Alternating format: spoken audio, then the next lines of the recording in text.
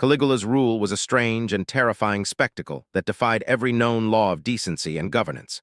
Historians, both ancient and modern, struggle to comprehend the depths of his depravity, with sources like Suetonius and Dio Cassius detailing acts that seem more fitting for a legend than for an emperor of one of the most powerful civilizations the world had ever seen. In the early days of his reign, Caligula was celebrated.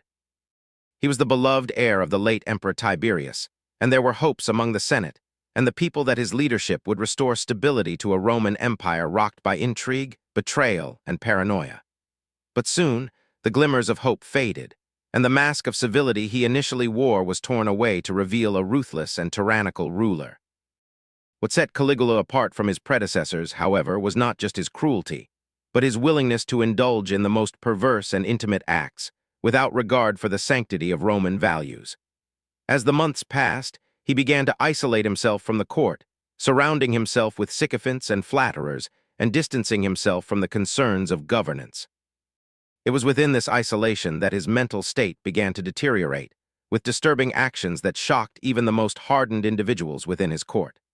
The most disturbing acts Caligula committed were not solely the result of power gone unchecked. They were fueled by an overwhelming desire to control the very essence of Roman society, even at its most intimate and sacred levels. His manipulation extended beyond the political and military spheres and penetrated the lives of his closest allies and enemies alike. These acts went far beyond what would have been considered scandalous.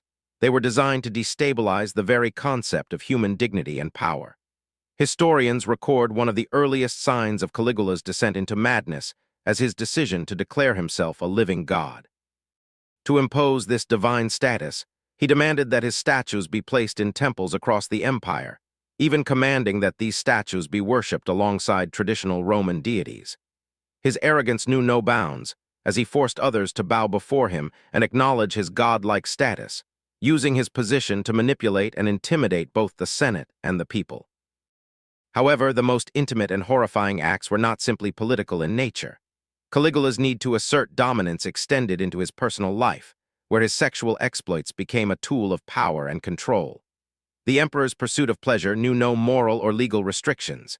His whims became commands, and those in his inner circle found themselves bound to a ruler whose desires could not be denied. In his private chambers, Caligula enacted a series of shocking and disturbing acts that pushed the boundaries of human decency.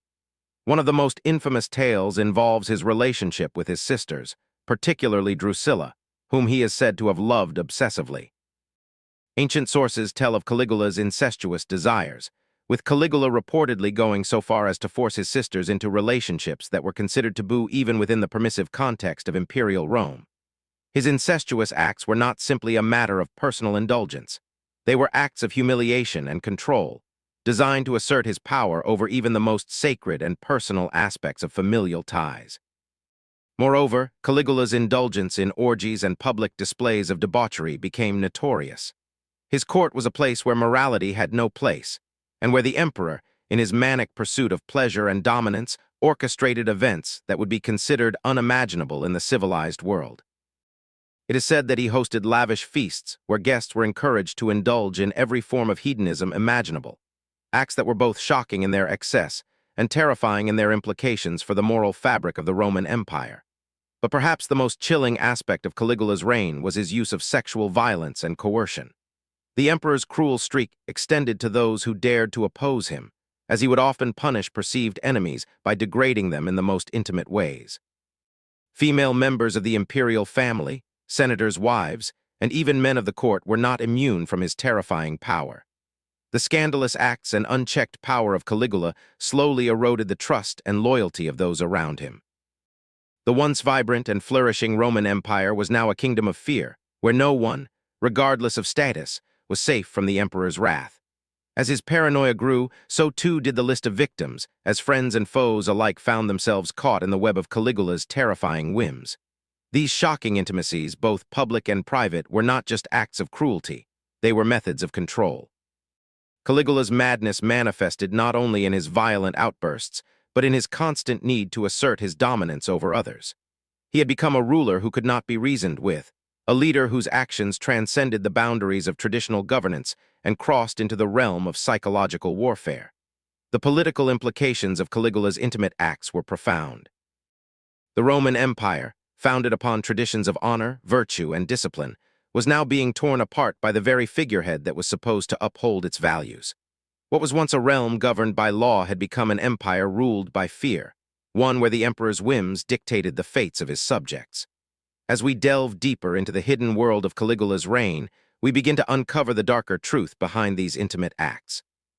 Caligula's madness was not merely an expression of power, but a calculated attempt to break down the very foundations of Roman society. It was a terrifying game of control, and those caught in his web had little choice but to comply or face the consequences. But despite his reign of terror, Caligula's time as emperor would be short-lived. The instability he created within the empire would eventually lead to his assassination, a brutal end that reflected the nature of his rule: violent, impulsive, and ultimately self-destructive.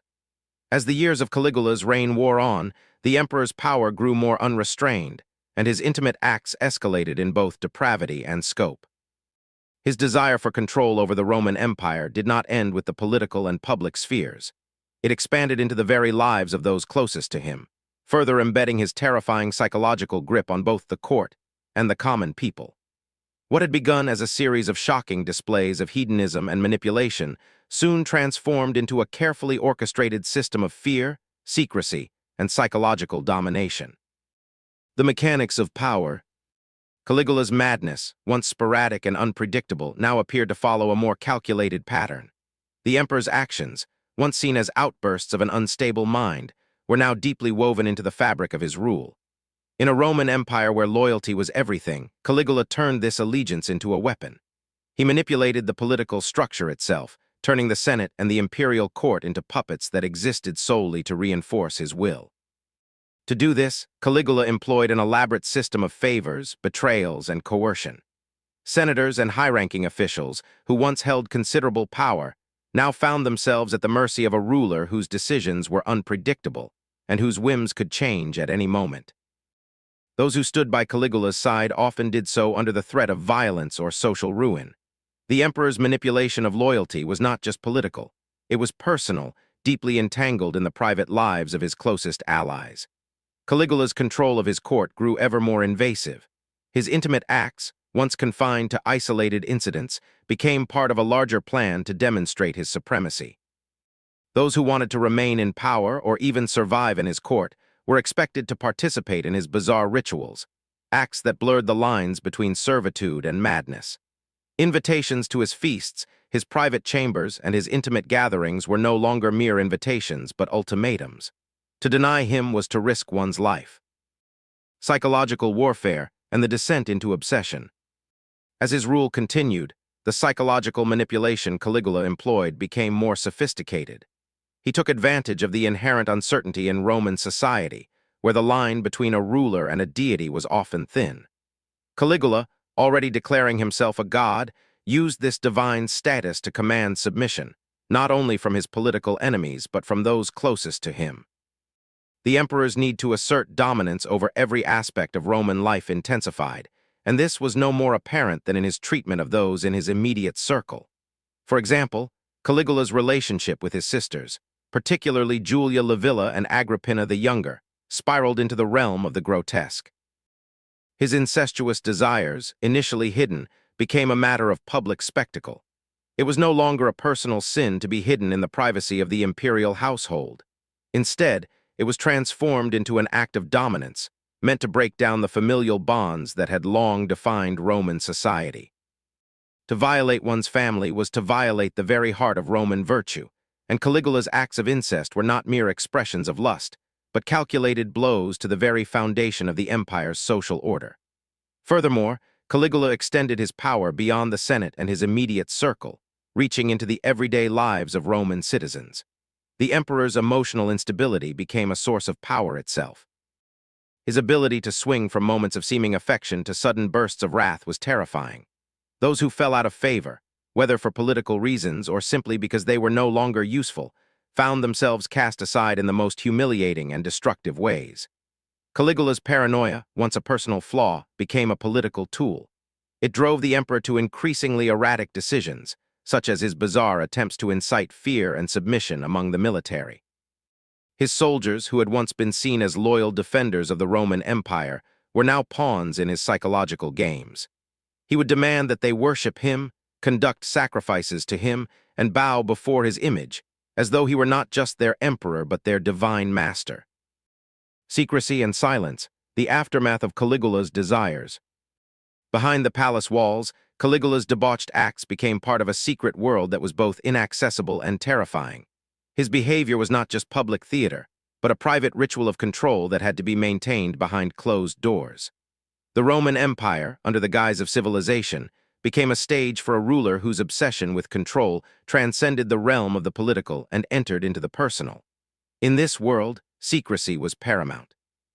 The acts Caligula engaged in, whether in the presence of his inner circle or in the hidden recesses of the imperial palace, were never meant to be shared with the public.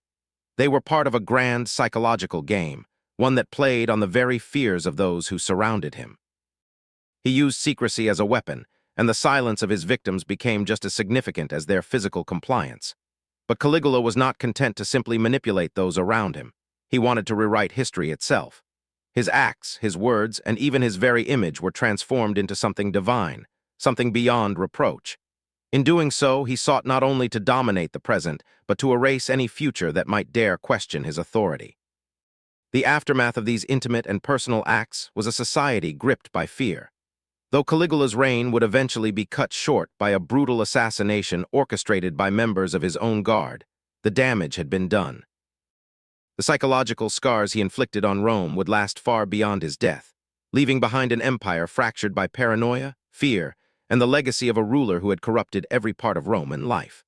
The death of Caligula was violent, sudden, and a desperate act by those who had borne the weight of his cruelty for far too long. In 41 AD, a conspiracy within his own guard, led by Cassius Chaerea and others, ended the emperor's life, cutting short his reign of terror. But while his physical demise marked the end of his power, it did little to erase the psychological and social destruction he had inflicted upon the Roman Empire. The shockwaves of his reign reverberated through the empire, leaving scars that would not easily. Erasure and silence. Following Caligula's assassination, the immediate aftermath was marked by a desire for silence. For the Roman Empire, the reign of Caligula had been a dark chapter, one that seemed too grotesque to acknowledge openly. His intimate acts, once kept behind closed doors, became part of the historical erasure. The Senate, eager to remove any trace of Caligula's memory, declared damnatio memoriae upon him. His name was struck from inscriptions, his statues destroyed, and his memory condemned. Yet, despite this official erasure, the legacy of Caligula's reign could not be easily forgotten. The very attempt to silence him only served to highlight the depth of the damage he had caused. His reign had created a culture of fear, one where no one could be sure if their loyalty to the emperor would lead them to survival or their own destruction.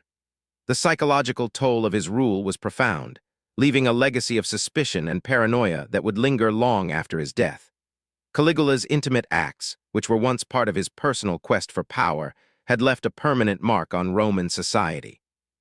Though his political actions could be erased through statues and inscriptions, the social and emotional damage he inflicted upon his subjects could not be wiped away so easily. The very nature of power had been reshaped during his reign, and the Roman people had learned that no boundary was sacred, no relationship beyond the reach of the emperor. Legacy of fear and psychological manipulation. Even as Caligula's memory was condemned, his methods of control and manipulation lived on. The emperor had created a culture of psychological warfare where loyalty was dictated by fear, and obedience was extracted not just through political means, but through the destruction of personal dignity. His incestuous desires, his demands for deification, and his public displays of sexual manipulation were not merely acts of personal depravity. They were political strategies designed to reinforce his absolute authority over every aspect of Roman life. The legacy of Caligula's reign was also one of secrecy. His intimate acts, designed to destabilize familial and societal norms, were shrouded in mystery. For the court and for those who survived him, these acts were not just scandalous moments in a mad emperor's life. They were part of a deeper psychological game that had no rules, no boundaries, and no mercy. The truth of these acts, while whispered about in the corridors of power, was kept hidden from the public eye, allowing the emperor's reign to become a shadowy legend, an ever-present reminder of what could happen when unchecked power met a ruler without conscience. the historical echo. For centuries after his death, Caligula's name became synonymous with excess, cruelty, and madness. His intimate acts and psychological manipulation were discussed in hushed tones, passed down through historical texts and anecdotes. Yet the story of Caligula was not merely one of a tyrant whose reign was marked by brutality and debauchery. It was a story that highlighted the dangers of absolute power and the fragility of human dignity in the face of a ruler who saw himself as a living god. In the centuries that followed, Caligula's reign served as a cautionary tale.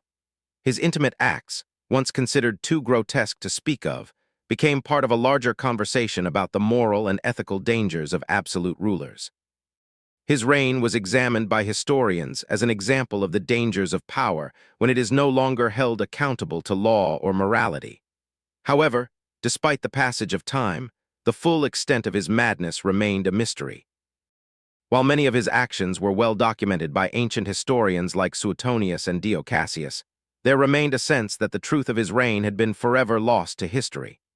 The intimate acts of Caligula, his relationships with his sisters, his acts of public humiliation, his demands for worship, remain not just part of his personal scandal, but a reflection of a ruler who had broken the social fabric of Rome. His madness, which was once cloaked in secrecy, was now a legend that echoed across the centuries. Caligula's legacy in modern understanding. The legacy of Caligula's intimate acts has left a lasting impact on how historians and modern audiences view the corrupting influence of power. While the specific details of his reign have been obscured by time and the attempts at erasure, the emotional and psychological impact of his rule remains clear. He was a ruler who used his absolute power to break down the personal boundaries of those around him, manipulating them not just through fear, but through the destruction of their dignity. Caligula's reign stands as a reminder of the dangers that come with unchecked authority, the corruption that arises when a ruler sees themselves as above all law and morality. The empire he ruled, the vast, imposing Roman Empire, was forever changed by his reign, and the very structure of Roman society was shifted by the psychological games he played with those in his court. Though his reign ended in violence, the psychological scars he left behind would not disappear. Caligula had torn apart the social contract that bound the Roman people together, leaving behind a fractured empire that would struggle to find stability again.